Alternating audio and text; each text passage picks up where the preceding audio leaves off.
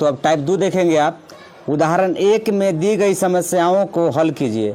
तो जो ये उदाहरण दी गई है पीछे पेज में आपको मिल जाएगा और इसका मतलब सॉल्व भी कर दिया गया है, तो आप इसको देख लीजिएगा। अगर नहीं बनेगा आपसे तो कमेंट कीजिएगा, इसको भी हम बना देंगे। ठीक, अब आइए हम लोग देखते हैं टाइप 3। ऐसी दो संख्याएं ज्ञात कीजिए जिनका योग 27 हो और गुणनफल 182 हो। ठीक, तो आइए मेरे प्यारे दोस्तों, यहाँ पे हम लिखेंगे माना कि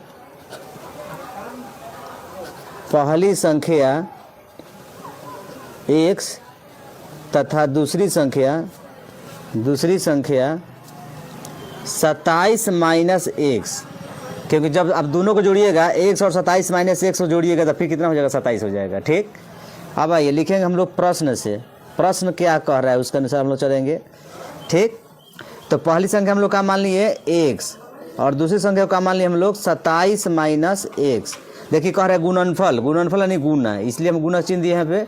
182 है बराबर 182। ठीक, अब हम x में 27 से गुना करेंगे, 27 में 1 से कितना हो जाएगा 27x, और x में 1 से कितना हो जाएगा x स्क्वायर।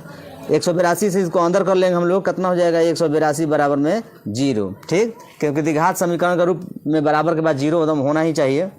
अब इसको हम पहले लिखेंगे x स्क्वायर प्लस में 27x माइनस में 182 बराबर में 0। ठीक, अब यहाँ पर माइनस को मोलेंगे तो x स्क्वायर प्लस क्या हो जाएगा माइनस, और जो माइनस है वो क्या हो जाएगा प्लस, 182 बराबर में 0।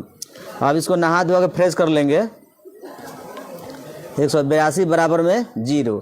अब यहाँ पे दो ऐसी संख्या रखेंगे जिसको जोड़ने से 27 आ जाए और गुना करने से 182 हो जाए।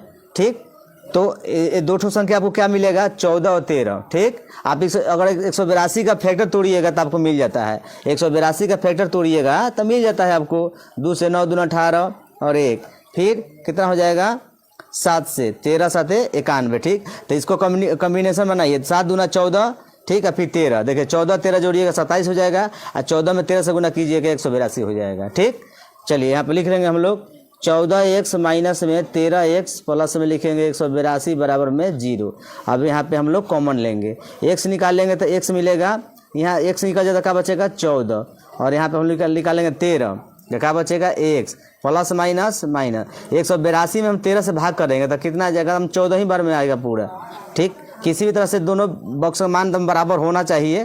ठीक ना, अगर बॉक्स का मान बराबर है तो समझिए कि मैथ हम लोग सही की दिशा की ओर जा रहे हैं बनाते हुए। ठीक, तो x माइनस 14 और इसको मिला के लिखेंगे x माइनस 13 बराबर में 0। अब हम जब लगाएंगे, जब x माइनस 14 बराबर 0 तो x का मान कितना हो जाएगा 14, और फिर पुनः जब लगाएंगे, जब x माइनस 13 बराबर 0 तो x का मान कितना हो गया 13।